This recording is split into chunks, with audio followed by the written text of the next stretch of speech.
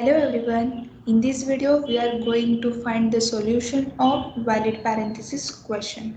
Okay. So firstly, here the problem statement is you are given a string that contains only the characters, which is round bracket, curly braces, square brackets. Okay. And we need to check if the string has valid parenthesis or not. But there is a condition, which is a string is valid if first condition is open bracket must be closed by the same type of bracket, and second condition is open bracket must be closed in the correct order. Okay, so here they are giving us some example, which is input s is equals to round bracket, which is true. So one round bracket and one square bracket, it shows output false.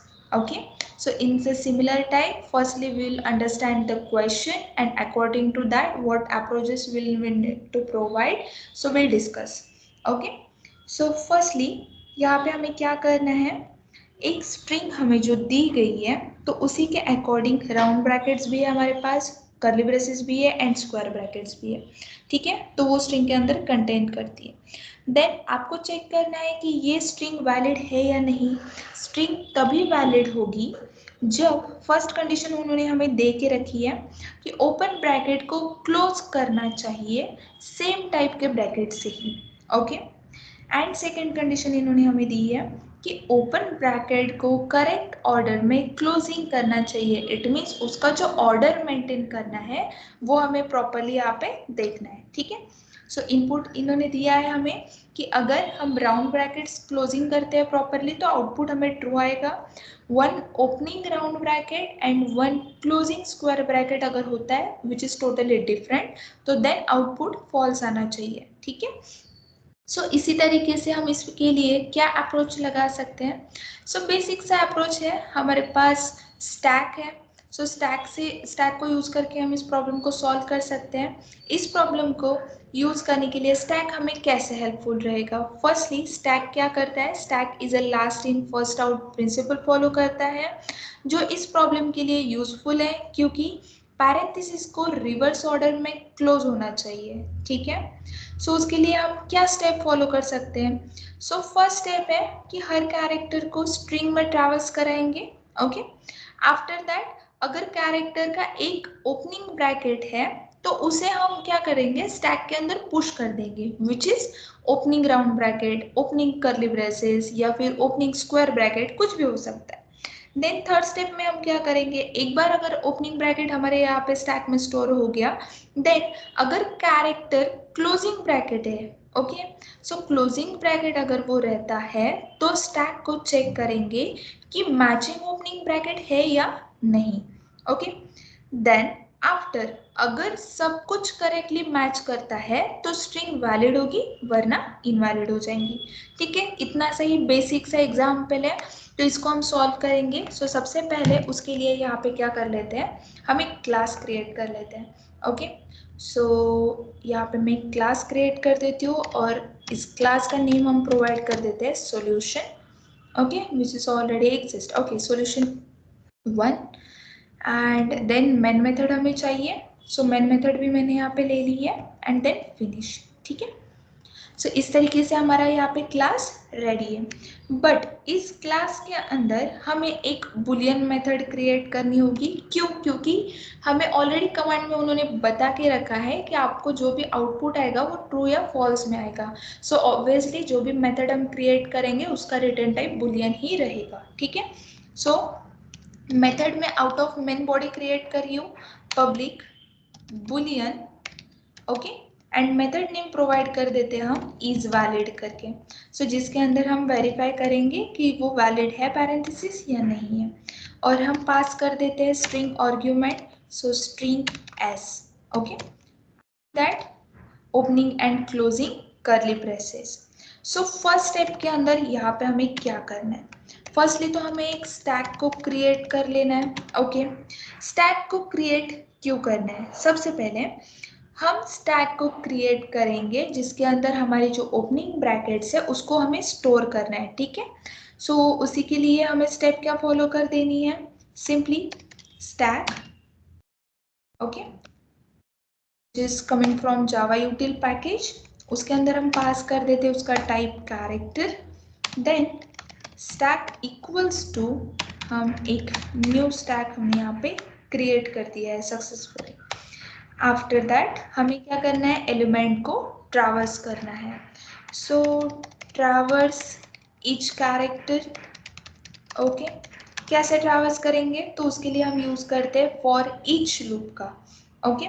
So for each loop यहाँ पे मैं implement करने वाली हूँ। So simply character हमें मिलने वाला है, तो कैर डेटा टाइप के अंदर हम उसको स्टोर करवा देंगे एक वेरिएबल के अंदर, ठीक है। देन नेक्स्ट हम यहाँ पे यूज करते हैं टू कैर एरे मेथड का। सो सबसे पहले हमें क्या करना होगा, यहाँ पे एक रेफरेंस वेरिएबल क्रिएट कर देना होगा। सो देन हम यहाँ पे कॉल कर लेते हैं टू कैर एरे मेथड को, then opening and closing curly braces, ठीक है। तो यहाँ पे भी सीक्वेंस हमने मेंटेन कर लिया है। अभी क्या होगा, टू कैर एरे ये जो मेथड हमने यहाँ पे डिफाइन कर दिया है, तो ये कैसे काम करेगा। सो ये जो लूप है ये हर एक कैरेक्टर को ट्रैवर्स करेगा, एंड देन जो टू कैर एरे मेथड है वो स्ट्रिंग को एक कैरेक्टर एरे में कन्वर्ट कर देता है, ताकि हम कैरेक्टर को इजीली एक्सेस कर सके, ठीक है।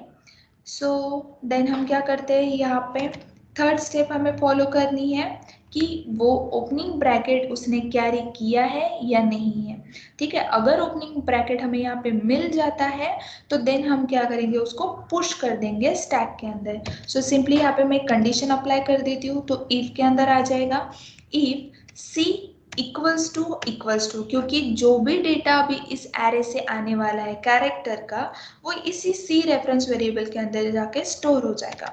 एंड सिंपली यहाँ पे मैं दे देती हूँ ओपनिंग राउंड ब्रैकेट, देन हम और के साथ यही कंडीशन अप्लाई कर लेंगे, C equals to opening curly braces, then और कंडीशन वापस अप्लाई कर देंगे, देन सी इक्वल्स टू यहाँ पे आ जाएगा हमारा सिंगल कोड के अंदर स्क्वायर ब्रैकेट, ठीक है। सो ये हमारी इफ की कंडीशन यहाँ पे रेडी है।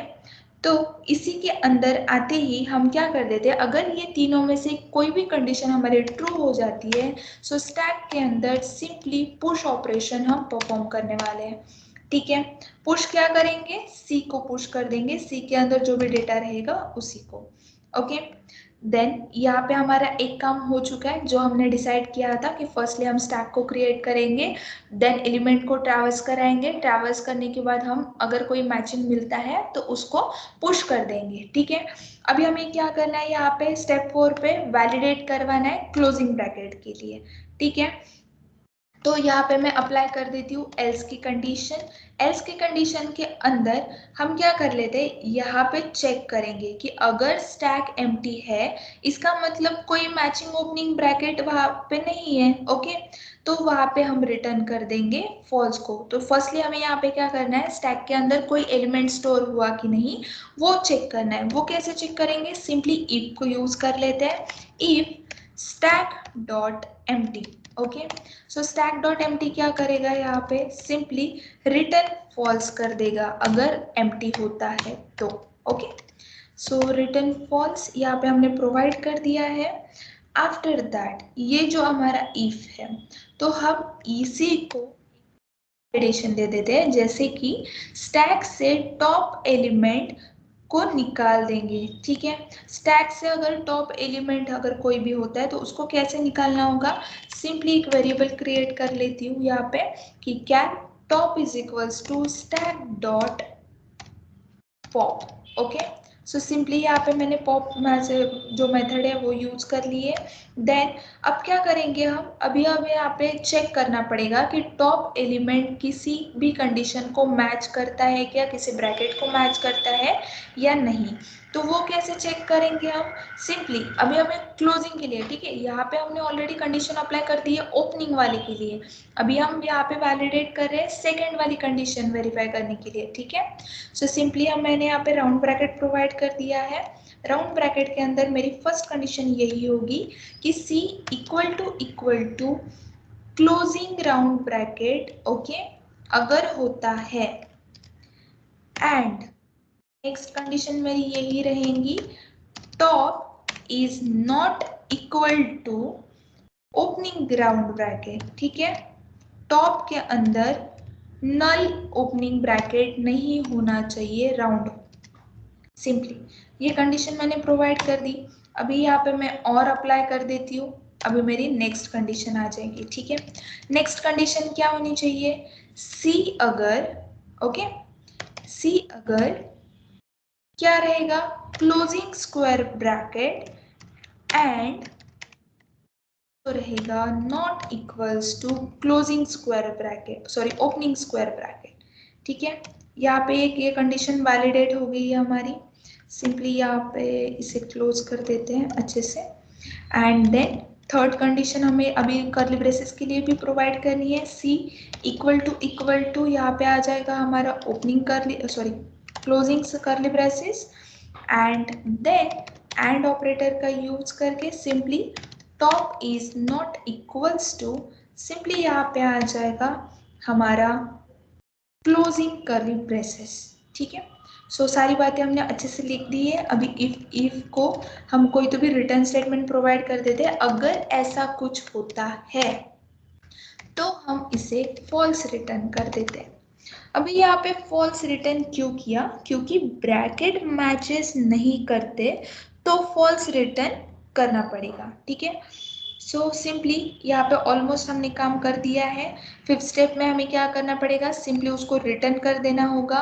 ओके, रिटर्न कैसे करेंगे, स्ट्रिंग को ट्रैवर्स करने के बाद चेक करना पड़ेगा कि स्टैक एम्प्टी है या नहीं है। अगर स्टैक एम्प्टी होता है तो वैलिड स्ट्रिंग है, नहीं तो फॉल्स रिटर्न करना पड़ेगा, ठीक है। सो वो कैसे करेंगे, सिंपली यहाँ पे आउट ऑफ इफ आ जाओ and yes this one, for loop के बाद आगे हम यहाँ पे हमने रिटर्न कर दिया है, return stack dot is empty को, ओके। एंड अभी यहाँ तक हमारा काम रेडी है 50% तक। नेक्स्ट हमें क्या करना है, इसको मेन मेथड के अंदर कॉलिंग प्रोवाइड कर देनी है। कॉलिंग कैसे प्रोवाइड करेंगे, सिंपली सॉल्यूशन वन नाम से जो हमने क्लास क्रिएट किया है उसका एक ऑब्जेक्ट क्रिएट कर देते हैं, solution one dot sorry solution one s equals to new solution one, okay. After that s का यूज जो है हमें यहाँ पे कर लेना है, कैसे, इज वैलिड मेथड को कॉल करने के लिए, ठीक है। सो जो भी टेस्ट केसेस है हमें यहाँ पे परफॉर्म करके देखनी है जो उन्होंने बोली है हमें गिवन इनपुट के लिए, ठीक है। So first test case perform करने के लिए मैं डायरेक्टली प्रिंटिंग स्टेटमेंट का यूज कर लेती हूँ। देन एस के रेफरेंस वेरिएबल से मैं यहाँ पे डायरेक्टली कॉल कर लेती हूँ। ये हमारी नॉन स्टैटिक मेथड होने की वजह से हमने क्या किया, हमारे क्लास का एक ऑब्जेक्ट रेफरेंस वेरिएबल क्रिएट किया है एंड उसी रेफरेंस वेरिएबल से इज वैलिड मेथड को कॉल किया है, which is non static method, okay. So simply is valid के अंदर हम पैरेंथेसिस का फर्स्ट इनपुट पास कर देते हैं हमारा राउंड ब्रैकेट का, ठीक है। एंड इसको लिए हम देखते हैं आउटपुट क्या आएगा, just save and execute the program, run on Java application, which is true. It means हमारा जो कोड है वो प्रॉपरली वर्क कर रहा है, सारे रिक्वायरमेंट को फुलफिल कर रहा है। जो भी उन्होंने कंडीशंस हमें दी थी स्टैक को वेरीफाई करने, सॉरी कैरेक्टर्स को वेरीफाई करने की, तो वो हमने सक्सेसफुली यहाँ पे कंप्लीट कर दी है, ठीक है। और कोई देखते हैं, जैसे कि इसका तो आंसर हमें ट्रू मिल चुका है, ओके। नेक्स्ट पैरेंथेसिस को भी वेरीफाई करेंगे। So s dot is valid को हमने वापस से कॉल कर लिया है, इज वैलिड के अंदर अभी हम हमारा सेकेंड इनपुट पास कर देते हैं, which is one opening bracket and one closing bracket, okay. So इसका आउटपुट क्या आना चाहिए, हमें फॉल्स आना चाहिए। सो सक्सेसफुली फॉल्स आउटपुट हमें यहाँ पे मिल रहा है, ओके। एंड देन हमारा थर्ड इनपुट को भी हम यहाँ पे चेक कर लेते हैं, S dot is valid, okay.